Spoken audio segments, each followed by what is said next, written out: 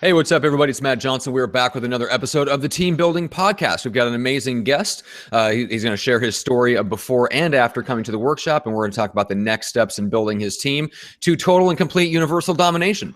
And joining me, as always, to help you learn how to build a dominant real estate team in your market is my co-host, the illustrious Jeff Cohn. Jeff, what's up? Ooh, illustrious. That's exciting. Illustrious. You know, Yes. I'm really excited today. We're bringing you all of the different options when it comes to facial hair, head hair, and both. So That's Matt, right. thank you for providing both. Jamey, Yes. thank you for providing nothing. And Hello. I'm at least giving you guys the eyeballs down with the beard. Jeff, can I call you Goldilocks for the rest of this episode? Matt, you can call me whatever you want, brother. Just right. So let's welcome in our special guest, Jamey Reynolds. Jamey, how's it going? All doing great. Thank you guys for having me. Yeah. Dude, we're super pumped, Jamey. And, you know, Jamey came out to one of our workshops in the past, and he and I have exchanged text messages and instant messages quite a handful of times, just as he's onboarded people and started implementing a lot of the systems that we've shared with him. And he's a great guy. Before we jumped on this live podcast, we were talking a little bit about some of the things we wanted to cover today so we could bring extreme value to you guys. And we started getting into stuff. I said, hey, let's just start rolling the tape so that we're not missing out on some of these value bombs. So, Jamey, tell the group, I guess, where you're selling, what your team looks like, kind of some of that stuff. Yeah, absolutely. Okay, so we're in just outside of Birmingham, Alabama. We kind of focus on a little pocket corner of Birmingham called Trussville. It's Trussville, Leeds, Moody, Springville, Odenville. We got about 5 zip codes that we advertise in. We stick to. I have a business partner, Josh Vernon. Our group is the Josh Vernon Group, and we're at a small brokerage called Brick Realty that's new with a lot of technology. We're having a lot of fun with that. We got a very exciting broker that owns the company that's got a huge vision for where we'll get one day. We're still a very young team. I got my real estate license 3 years ago, joined up with Josh. We didn't know exactly what we wanted it to look like. We just knew we wanted to get after it and see what we could get done. But today, the team has 9 licensed agents, including Josh and myself. And we kind of do the split model. We have a listing team and a buyer's agent team. And we have 3 full-time admins, one that acts kind of as an ISA, primarily leads lead generation efforts, and then one specifically that works on the listing side of the transaction, and one specifically that works on the buy side. And where will you guys end up this year in terms of unit sales, gross commission, and volume? Sure, absolutely. Right now, we've closed 265 units for $53.9 million. Wow. I think we're almost at $1.5 million in commissions, just shy of that. So, wow. We got another 25 we should get closed out. We'll be in the 290 range, probably. Wow, that's incredible. Yep, getting somewhere in the $60 million mark, and $1.5 million should be kind of where. And I'd say that's incredible because I know where you were last year. But why don't you share with all of our guests where you guys were last year? Yeah, you know, and we were super excited last year. Last year, the team looked a little different. It was about half the size that it is. We had 4 agents that finished the year last year, and we had 1 admin. And we did 156 units, and more like I think 36 million was close. So you've had about 100% growth in units and about 80% growth in volume. That's incredible. Nice job. Yeah, that's great. It's been fun. Thank you. You know, a lot of times I talk to agents and they ask how to grow, and I say add leads and add agents and teach them to convert the leads and teach them to generate their own leads. And really, it's that simple. Sure. Growing pains, though, are tough. As you've seen yourself grow, I think a good starting question would be, where have you seen the most pain in terms of growing pains? You know, we've been super, super fortunate in that we have we've just done a great job of attracting talent. And I don't think it's by any grand purpose. I think we just kind of laid a vision out there, and we made it crystal clear that we were going to do it. In the beginning, it was brand new agents that came on board. So, you know, they didn't know anything and they learned our way. This year, we added 2 agents that had 10 plus years experience. And I think that's part of our explosive growth. A little bit of a growing pain in that, you know, we had to unlearn some of the things that they did. You know, we're very much, our admins do all the paperwork. They do a lot of things. So there's a little bit of a control that those agents had to give up. But once they learned that all they had to do was show up and work those leads, Alan on our team had taken an entire year off, had decided to quit real estate. He started with us in January, and he's going to close 40 units this year. Wow. And then Christy started, I think, in May. She's going to be upwards of 6 million and close to 30 units in that time frame. So I think a great question to follow up to that with is, a lot of people listening to this don't usually have a problem finding new agents to join their team, or agents that have only been in the business for a year or two, but you were able to snag 2 veteran agents. Share with the audience maybe one or two value points that you were able to share with those agents to convince them to come over to your team versus just selling on their own. Yeah, I think what both of them saw was that, everybody knew that Josh and I could sell houses. That was our beginning stage. And then we did bring two new agents. Lauren came to our team with a year's worth of experience, but she moved here from another market. So she started from 2 states away. She started here with zero database whatsoever and just got in and dug in. And she sold 35 houses her first year. How many of those were leads you generated to her? Honestly, her first year, that was probably almost all of them. Because she had no database whatsoever. But she can convert leads. She connects with people. She's done a tremendous job. And then our next hire was Sandy, who had zero experience. She came from the banking industry. So she actually went to real estate school, and she came to us. We thought she was going to transition. And she said, "Hey guys, I quit my job, so I'll be here Monday." Nice. And kind of scared us to death, honestly, because she has just had a new baby and, had another one, and then a husband who was used to her making about $50,000 a year at the bank. So, but she had a great first year as well. So, here in Nebraska, Jamey, we call that throwing the hat over the fence. I like it. I'll tease you a little bit because you have a little bit of a Southern draw. That's right. That's right. You want to motivate yourself, toss the hat. And I find, and you guys argue this point, I don't know that you can, a majority of agents that I have seen quit whatever else they were doing that was distracting them from real estate and go all in into real estate have seen success. It's the ones that try to keep one foot in something else and one foot in real estate that crash and burn, not only in real estate, but in the other thing that they have their foot in. The only reason they're stepping into real estate is because they're bored or, or don't have the passion around the thing that they were doing previous. And so they can't be successful there either. Hey, let me switch directions real quick and ask another follow-up question. You had mentioned your broker. One of the things that they were doing was putting a lot of focus into technology. And, technology is a big buzzword that I hear quite often spoken, but I don't see it quite often implemented. And I think that agents sometimes will hide behind saying, "Oh, we have a lot of technology." Well, what does that mean for your broker, Jamey? And what does that mean for your team in terms of how you guys have chosen to utilize technology and implement it in your business? Sure, absolutely. Our office is 100% paperless. We use a couple different programs. Our team uses Dotloop. And that seems to really connect with people our age. Every agent on my team, I'm 30. How old am I? 32 now. I'm 32. Josh is 34. How old's Josh? Okay. Josh is 34. I think we have one agent that's 40, and we have two on our team in their 20s. But our average age is probably 34 if you want to cross. Okay, so you're old millennials. I think Wikipedia says a millennial is anyone born in 1978 to 1981 is the oldest threshold. And I kind of fall in that same bucket. I just had my 35th birthday. I gotcha. Dotloop works really nice. What else? Dotloop works really, really well. And the days of us finding houses on MLS, I think those days are over. Every client we work with finds their own houses. They call us and say, "Hey, we want to go look at these houses." So we've really encouraged. Tell us how you help educate your clients to teach them how to utilize either your website or your company's website to find property, and then sure. And some of those growth stages, things that we've learned. In the beginning, we were originally a Remax team when it was just Josh and I, and we used our Remax provided website. One of the huge things we took from you guys was we definitely got on the Boomtown wagon. It's been fantastic for us. We have a beautiful, beautiful website, and that's one of the things we do. Whether somebody comes from Zillow or Trulia or any other lead source, one of the very first things we do is encourage them to then get on our website so that we get them away from other agents that can't find them, can't see them, and we encourage them. We teach them how to set up e-alerts, or we do those for them, so that we go from trying to hope somebody finds a house to they're texting us, "Hey, look, I found this house, and this house. Can we go Tuesday?" And, our job just becomes how quickly can we show them those houses and help them pick something that works. Awesome. Love it. When you guys do meet with those clients for the first time, are you having them sign any type of exclusive buyer agency agreement?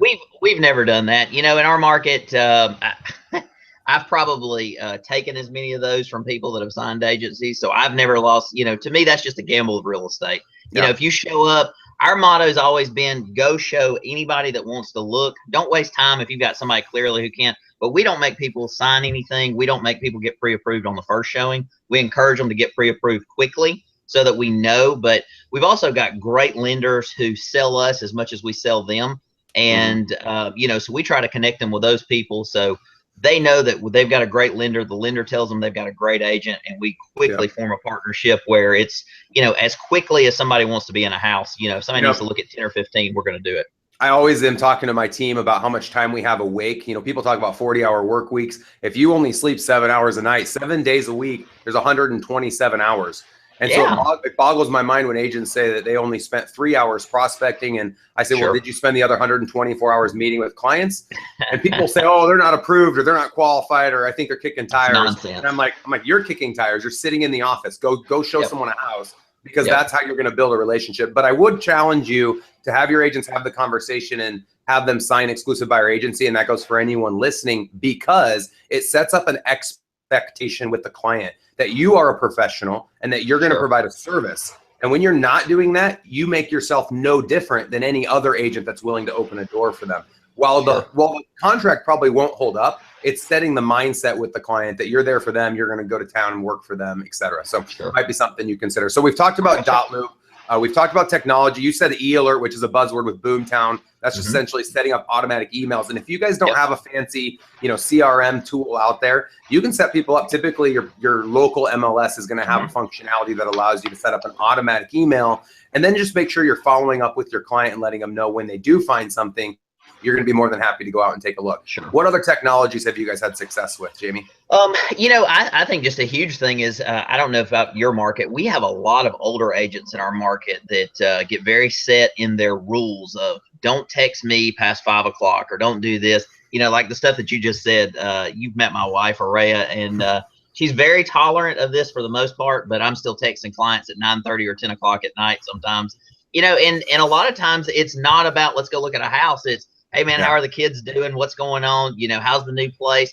And it's amazing, the referrals that are created off of that. I think one of our greatest stats this year is, while we're at 265 units closed, I think we have 133 that we can track to either sphere, referral, or repeat clients. So over half of our business this year is business that didn't cost anything. Yep. I love you bringing that point up in terms of communication and how one wants to be communicated to. A great book, Michael Mayer's book, The 7 Levels of Communication, addresses a lot of these things. But in terms of time, what I love about texting and phone calls is the person on the other end can decide when they want to allow themselves to receive a text or a phone call. So for those older agents, and it's not just older agents, that don't want to text after 5, tell them to shut their damn phone off. That's right. I love it. Really, they can control it. My phone's on Do Not Disturb all the time. No one ever has called me. If you ever visit Omaha, ask my kids or my wife if they've ever heard my phone ring or vibrate. They'll say they have not. I decide when I want to communicate and engage with people. Yeah. So absolutely. We all need to control our phones and our technology. So you haven't talked at all about dialers. I was hoping that would come up. I talk a lot about Mojo Dialer, and then my call center, 1000callsaday.com in the Philippines, uses the 5-9 dialer, which is a 10-line dialer. Have you guys implemented Mojo Dialer integration with Boomtown? We've played around with it a couple different ways. We used a company that was outsourcing that. We weren't thrilled with the results. It was a great idea, but we found that in our market, you mentioned my Southern drawl, hospitality and manners are really, really important in our market. And these people came across like telemarketers, and they were setting the wrong expectations. So our listing agent has kind of taken that responsibility over. I haven't been overly involved, but we do have Vulcan Mojo. That's what she did in Louisiana. She's comfortable with it, but I don't know all the exact stats. But she does use expireds, FSBOs, that sort of thing? Yep. Expireds more than anything else. And then kind of our team has a culture that anybody, anytime, no matter what you're doing, if you pass a for sale by owner sign, we take a picture of it. It goes, we have a group app called Slack that we communicate through as a team. And that picture goes in, Lauren calls them when she has a chance. We've decided she's the best at converting those. So the whole team takes it as a responsibility to send those to her. That's SLACK. That's right. That's right. And someone takes a picture, they can upload it onto Slack, and then it goes directly to her. So what Slack is very similar to like a group text, but instead of us all group texting, Slack, you can divide it into channels. Every agent on our team has a channel that they can communicate to me, Josh, or our admins. Then we have an under contract channel. We like to post every house that goes under contract. We celebrate those together. Cool. And then every agent on the team, or we have a general channel. When there's general information of, hey guys, we have a team meeting Monday, don't forget, or hey, your dues are due, or don't forget to be at this meeting, that goes in the general channel, and that's where we Cool. celebrate each other. You know, that's a neat topic, and I've never had anyone bring that up, and that is how we communicate with our team, how we congratulate people on successes, announce meetings. My team uses Google Drive for our calendaring, and then we have a private Facebook page that only consists of admin and agents, where agents can post questions, ask people to help out on an open house, something like that. And then we use a group email for anything that's official that we want to be sure everyone is reminded of. And what I've found is most people just use group email, and 7 emails go out a day and nobody's watching it. And so we reserve group email to only be sent by management, but anybody can utilize the private Facebook page on any topic. So that's really cool, that Slack app. Yeah, you might want to check it out. I think it's free up to so many, and then it's very insignificant price after that. But it's very simple. It's very much like a text. You get a notification. You can answer it whenever you feel like. It's been really good for us. It's very, very simple. So we're asked very often, I get asked all the time by people across the country on panels and speaking, what technology is best to be used for constant communication with past clients. And in Omaha, I'm investing about $550 a month with viral marketing. Getviral.com is their website, and they come out to my office, shoot 2 videos a month, and then email them out to my database of like 60,000 people. Have you guys used anything like Viral to send constant emails or text messages to your past clients or your sphere so that you stay top of mind? I think that's an ongoing topic with us. You know, from the very beginning, we've known, you know, we've loosely built our team around Millionaire Real Estate Agent. We're not Keller Williams agents. We never have been, but we have a ton of respect for that organization. So, and our coach, I think Matt knows our coach really well, Jenny Williams. So we've got a ton of respect for that, and we've tried to implement it. We've gone to quarterly newsletters. We use some print advertising. We have used Viral in the past. We're not using it right now. We probably will add it again in the near future. One of our huge goals this year was when we added Stacy, that's acting as our marketing director, was to organize and get our database in one place. It's just been sporadically all over the place. So we've Real quick, let me pause you. You talked about a quarterly newsletter, and so I'm assuming this is mail. You're sending this out snail mail. You're probably doing it the inexpensive way where you're just doing zip codes and spending like 19 cents a piece. How many addresses are you mailing those to? No. Now this is a 4-page newsletter specifically to our database. These are people that we actually know. These aren't, we do farming like what you're talking about with a company that does postcards. It's very, very effective for us in listings. But the newsletter is much more of, these are the successes we've had. There's always a featured listing, a featured buyer, some stories, if we've added a new team member, things like that. And we're sending that out currently to probably 500 or 600 families we've done business. And have all these families either bought, sold, or referred to you, or are there people within your sphere that you think would buy, sell, or refer? It's kind of the way we categorize these. I tell everybody when they're building their database of their sphere is, if you cross paths with somebody at the grocery store, would you say hello to them? If they make that, then we kind of put them on that list. Okay, cool. And who's spending their time putting those newsletters together? Your marketing person? Well, that's our marketing person. Jenny's been effective in helping with that in the past. We've got a girl that has a design company that does all of our postcards, and she's fantastic on this print. So she does the majority of that, our flyers, things like that.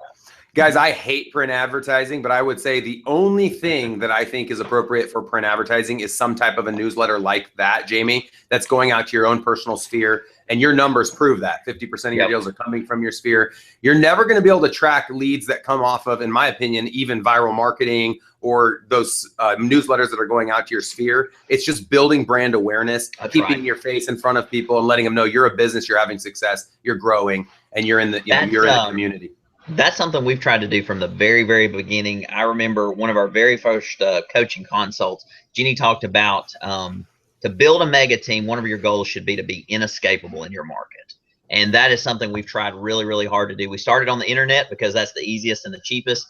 I think our Zillow reviews right now, we're upwards of 150 5-star reviews. We've got a video on there. Something we work really, really hard at keeping a good presence there. We've tried to make our Boomtown look as good as we can. We try to use emails. We do use Happy Grasshopper. I don't know if that's a service you've ever looked at. That's I'm glad you brought that one up. Why don't you share with the users what that website is? I think it's happygrasshopper.com. Happygrasshopper.com. It's actually it's just a fun email service. You know, it's not real estate related. They're typically little bits they've taken from news stories. You can pick every month from 6 or 8 different choices.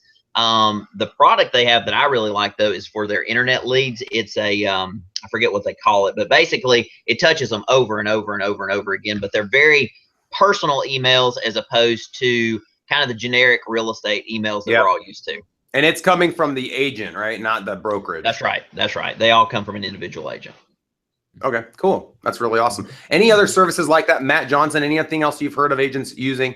There's one more I want to share, but and you guys think on it. TPMCO, the personal marketing company, they send out postcards for 5 years every quarter, and it's $13. So if you have a closing with the Johnson family, you spend $13 one time, and for the course of 5 years, every 3 months, a postcard, a 6x9 glossy postcard goes out.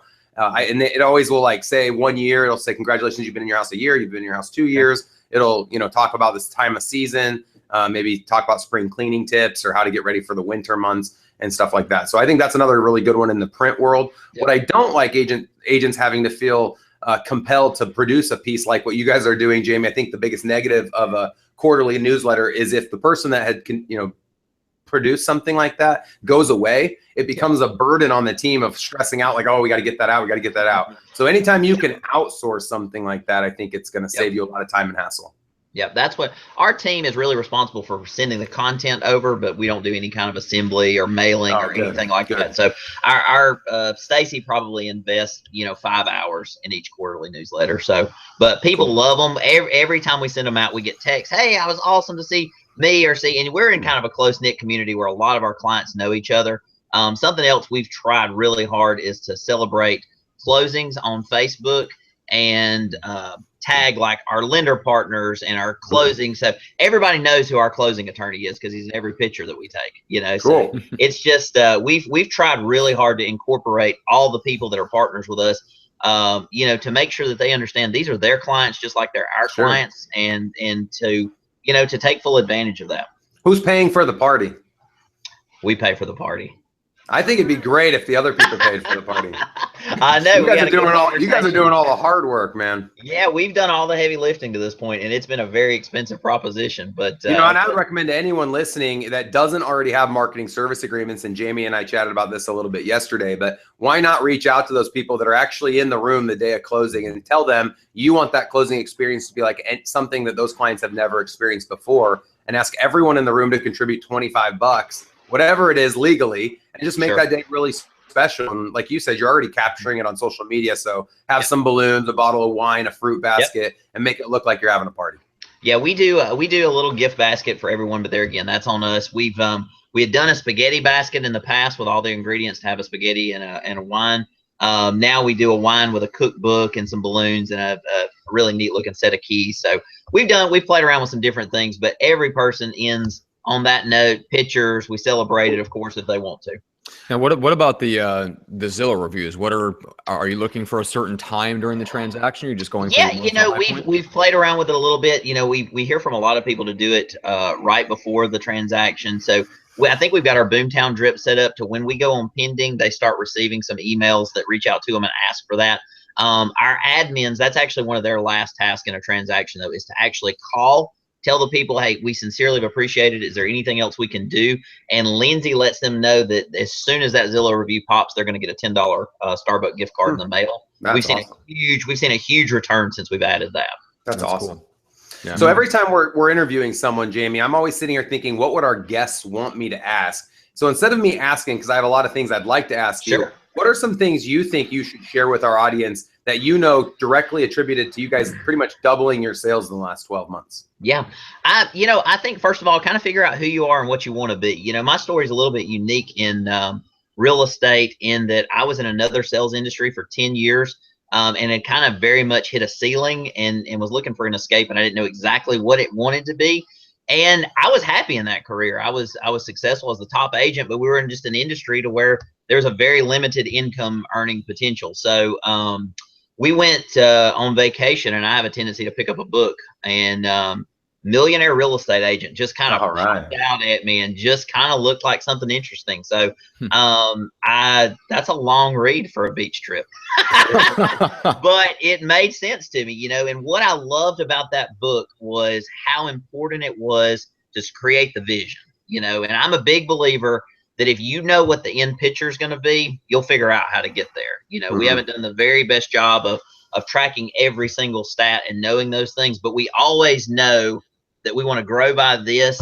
And something about that, we have a tendency to attract the right people and create the vision and move forward. So we knew our very first year, Josh and I started, we said we would sell 100 houses in our first year. And everybody said we wouldn't. It didn't seem that unreasonable to me. And when we sold 108 at the end of the year, we weren't that surprised, but everybody else was. So I think really, I was in another industry that we always talked about tying a why to something.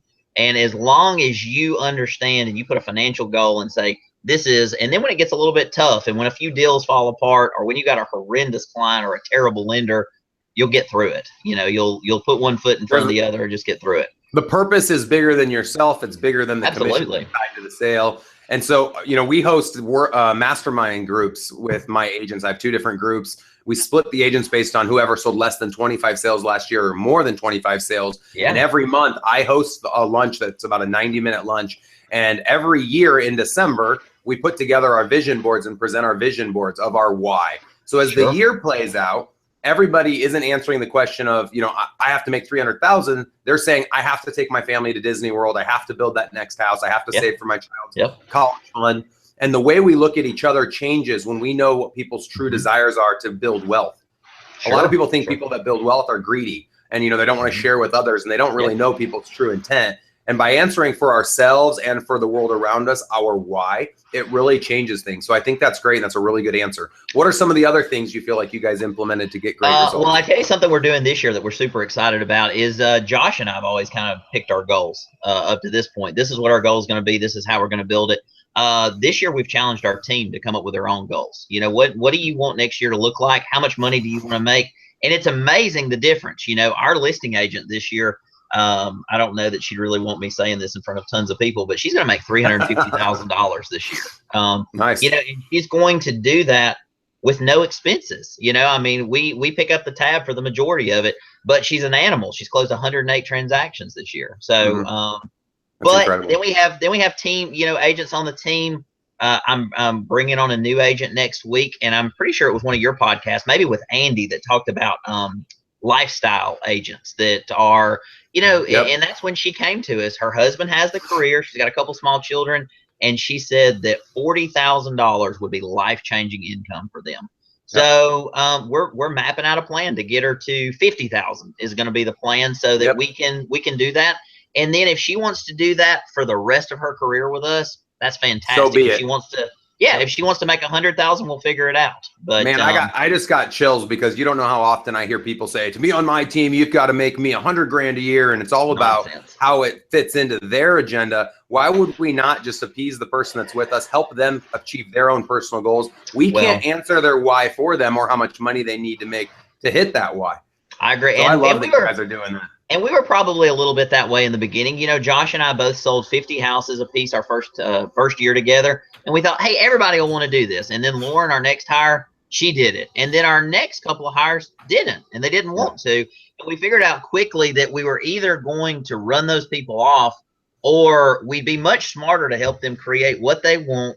And what I love about those agents is usually that personality doesn't rock the boat. They show up to the team meetings. They do their part. They don't fight with other agents. On the disc test, who is that person? S's. They're definitely S's. ISs typically is what I've experienced. Maybe an ISC. Yep, I have one that's an SC and one that's an IS, and they're both moms. They have small children. They make it clear that children come first. But my one that started that way last year, she's going to make 100,000 this year. She's focused. She takes it seriously, and like I said, she never causes any problems. She's just fantastic to work with. So I want to address something. I know we have guests out there thinking, well, these guys are crazy. If you could have 100 agents doing 50 deals, that's a lot better than 100 agents doing 10. Show me a real estate team with 100 agents doing 50 deals. That's what I was going to say. I'll call you a liar because I know it doesn't exist. If they have 100 agents doing 50 deals, it's because they've got 1,000 agents. That's right. Right, exactly. So, I have a lot of inspiration from a great friend of mine, someone I've looked up to for a very long time. His name's Greg Harrelson. He's one of the top agents, if not top teams in the country. I think this year they'll do 1,800 units in Myrtle Beach. He owns several Century 21 brokerages. And he asked me a great question about a month ago, and I've stolen it from him, and I've been asking everyone within my organization. And he asked, Jeff, what's your passion? And so I think about it with each person. I couldn't believe, my first year I sold about 55 houses, Jamey, similar to you. And I had a very strong passion to be successful and provide for my family. And I find there's people that come into my organization that don't have that same passion. And while that's okay, I do feel as a leader, and this is something that resonated between me and Greg, as a leader, we are compelled, and it's our obligation to help inspire those that follow us and help them be the best version of themselves. Not everyone can be a Matt Johnson, a Jamey, a Greg Harrelson, or a Jeff Cohn, and that's okay. And too often we try to make people become who we are, and we want them to become who we are, and it's just not going to happen, and that's okay. But I do believe we're doing them a disservice if we follow what I believe a lot of traditional brokerages do across the country, and that's just charge a flat fee to let someone sit in their office, and there's no passion, there's no drive, there's no mentorship. So you kind of have to find that happy medium that fits your team's culture. Yep, I agree. Yeah, I think, I've heard different teams that say we absolutely require you to be here and do this, and we have a measure of accountability, and we're working on it, but we kind of provide accountability that people want. I mean, if they, I've made it very clear, I'm happy to meet with every agent on our team once a week, and Josh and I have an open door policy. Some agents take advantage of it, some abuse it, but that's okay. What we found is there's not one size that fits all on this thing. That if we can create a home where we provide leads and we help them have the success that they want, that back to your point about 50 transactions. Most of those 50 transaction a year people don't want to be on a team. They don't understand it. They don't get the vision. A lot of those guys think they want to do it on their own. And I have a few of them that have figured it out that it is much easier to do it on a team. Oh yeah. But those 20 and 30 a deal people, they're the people that stay forever. Those are the people that you build relationships with and build a life around. And I think what you talked about a passion is a great question. I would say Josh and I very much started out that we were going to make a big splash. We're going to make a name for ourselves. People were going to know us. That passion is now very much switched to me for now. Let me help Lori create that $40,000 and change her world. And, Lauren on our team, if she wants to sell 120 units a year, then I want to help her do it, and then I want to help her figure out a way. I know something you and I are scratching the surface on a little bit is then let's help them create a lifestyle with some kind of wealth building strategy, whether that be buying real estate or infinite banking we've talked about or something else. And let's help them do that so that if one day they can't do 40 or 50 transactions a year, the fact that they stepped into our organization changed their world. I love it. For so long, I wanted to be the top agent in my office. And then I wanted to be the top agent at my brokerage. And then I wanted to be the top agent in Nebraska. And when I would step back and look at what truly brought me happiness, it was watching people's lives change that were within my organization and across the country with whom I masterminded with, or someone that heard me on a podcast. That's what really got me excited. And so for those listening that haven't, achieved a great success yet in the real estate business, if you make the people within your organization your number one priority and the clients that they serve, you will automatically be successful independent of the results that your team has. Yep, it's impossible to fail with that. We've always from day one said do the right thing every single time, and everything else takes care of itself. And that's not always the cheap thing to do. Right. When somebody makes a mistake, you step in and fix it. We've kind of got a one mistake rule, on our team that any mistake one time we take care of. We don't want it to go over and over and over again. But we ask people to go out and do a lot of activity. Things are going to happen. It's going to cost some money. I think Mark Zuckerberg maybe was the one that said move fast and break things, and stuff's going to happen. If you move at the pace that we, your team tries to, our team tries to, and we try different things for a few months, and if they don't work, we adjust. But if you do that, then occasionally you're going to have to spend a couple $1,000s to fix a mistake, and the team leader's got to be willing to step up and do that. You can't charge the team for that. My brother for 10 years has said to me, the best problems to have are problems that can be solved with money. Especially when you have it. That's right. So sounds like a Frank quote. The longer you let it stew, especially as a business owner, the longer it's going to take you to pick yourself up and start moving forward again. Yeah. And I teach my agents that, and we've all experienced our first deal that bombed after putting 100 hours in. There is nothing more devastating. I think my first one probably took me 3 weeks to get over it. And you try to coach people on that. You try to tell them it's going to happen. It's going to happen. I mean, it's just the law of averages. Going through it is going to be totally different than trying to tell someone. But be cognizant of that as a leader. When someone's deal doesn't go together, put your arm around them, tell them how it feels, and it's crappy, but there's going to be a lot more deals ahead, and just learn from it. And as I experienced, the more deals I did, the more deals that bombed, I got better and less deals bombed. You started finding those little holes. Yeah, that's what we talk about with Lauren. Like I said, I keep bringing her up, our listing agent, just because I'm amazed by her constantly that she can consistently sell 10 houses a month. She does it in and out and in and out. But what happens is they come in waves. I mean, she will have 5 just blow up at the same time, and she'll be so hard on herself. And I said, well, Lauren, the deal is you're doing 10 times what anybody else does. So instead of having one deal blow up, you have 4 or 5 hit at the same time. And it's just, what we talk about on our team, a motto we've adopted is everybody's entitled to a bad day, but let's not let that turn into a bad week, because those turn into bad months. And, that's just not good for the team. So we try really, really hard to celebrate all wins. And we've kind of got a quiet culture that if somebody's having a bad day, hey, just send them a text and check on them, make sure they're okay. And we've been very fortunate. And I know it's probably unrealistic to think that we can grow a culture that stays that way with huge numbers, but we've been so fortunate that we've got a group that really takes care of themselves right now. Awesome. Jamey, where was the turning point for you guys? How do you do 100 deals and then 200 deals? And for those listening, what's the best place to get more information about how you guys have implemented your systems and how to grow their business? Yeah, absolutely. I think a huge part of it is kind of having a vision. And, something we talked about is, we found out about your team and what you guys were doing. We've always made it a goal to find somebody that's way ahead of us and try to figure out what they were doing. When we first started, that was our broker. Our broker was a couple hundred deals ahead of us. And it's been fun to chase him. But we came out to y'all's workshop last year, and we were wrapping up what we thought was a tremendous year at 150 deals, and we were stoked about it. But to come see, it definitely solidified that, hey, we need to look at this. We need to take this seriously. But also that just the fact that knowing somebody's done it, I've always been of the belief that, hey, I'm hard-headed and smart enough that if somebody's done it, we can figure it out. And I'm very, very blessed and fortunate to have Josh as a business partner. I have a tendency to be a big vision thinker, but I'm not the best on details. And then Josh, my business partner, is a brilliant strategist. He understands numbers. He tracks it. And we have a very funny personality difference of I only see the good in situations. He has a tendency to see the negative. So he slows me. He keeps me out of a lot of danger. Sounds like the book Rocket Fuel.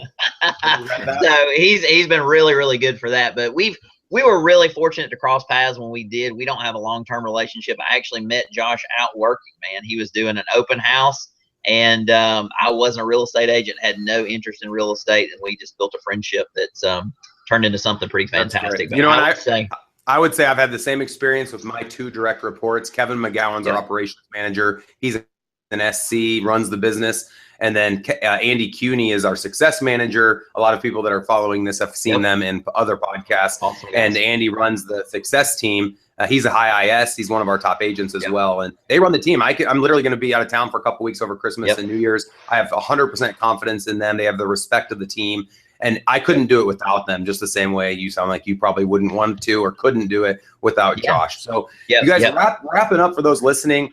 Jamey came out, and I know you saw 100% growth in 12 months after coming to the workshop. We host a workshop once a month here in Omaha. You fly in on a Sunday night, fly out on a Tuesday morning. It's $3,000 per person. You can bring one guest. And we just launched admin workshops that run congruent with our team building workshops. So you could come with one of your management partners and then bring 2 or 3 admin.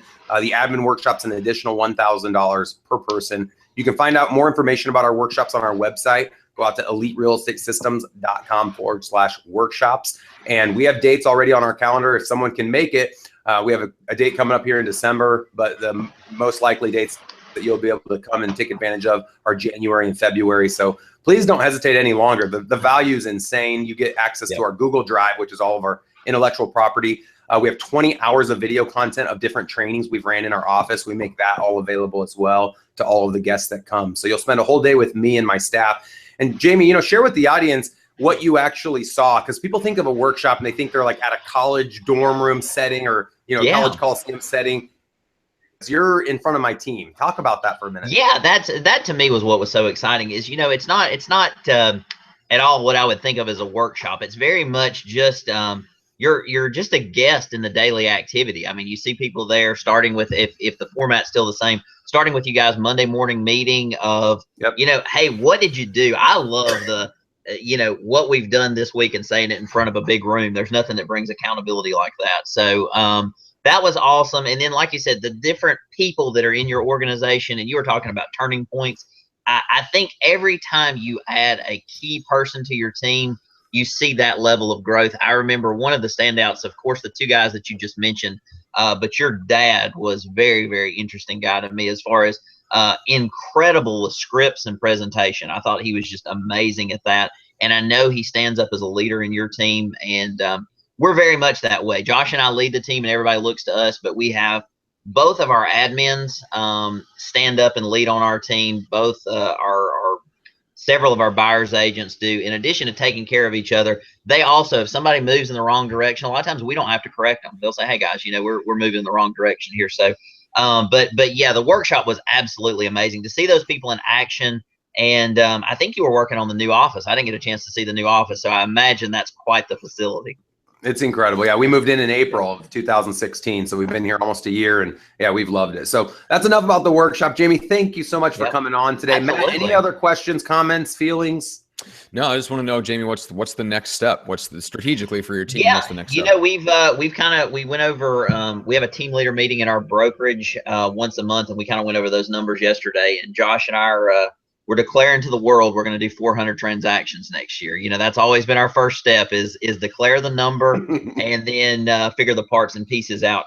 In our opinion, one of our admins is actually fixing to move over to the real estate side. She can't stand it anymore. She's ready to jump on board and get in production. Then Lori's onboarding next month. So my guess is we'll probably add another 4 or 5 agents, probably another admin, and a little bit of what Jeff's talked about. We've kind of picked our lead gen activities that we like. We know who we are. We know what areas we're in. We're going to pour some fuel on that fire and just push the gas pedal down. Love it. Guys, the most exciting point for me personally was when I knew 100% that by adding agents and adding leads, I could make more money. I had the systems in place. I had the culture in place. I had my why in place. I knew who I was. I knew what my organization represented, and I knew where we were going. Jamey, you're doing a fascinating job. You're an example and an inspiration to everybody listening today, and you guys are going to do it. You will hit 400. Add the agents, add the leads, continue doing what you're doing, man. I have a lot of respect for you, and I'm excited to see what you guys accomplish next year. Thank you so much. I appreciate it. Cool. Yep. Well, with that, we'll wrap this one up. Thanks so much, guys, for watching, listening, whatever the case is. So if you're watching on YouTube, make sure to subscribe to the channel. And then if you want the audio version, go over to iTunes or Stitcher and subscribe there. That way you always get the latest episodes. We've got a couple episodes per month with Jeff and a high-level interview like this. And then we also do interviews with the other guys that Jeff mentioned, Kevin McGowan and Andy Cuny, each month on their specialty and pairing them up with someone else in the industry that specializes either in operations or actively coaching agents in the day-to-day production. So keep an eye out. This is the Team Building Podcast. We appreciate you guys, and we'll see you next time. All right.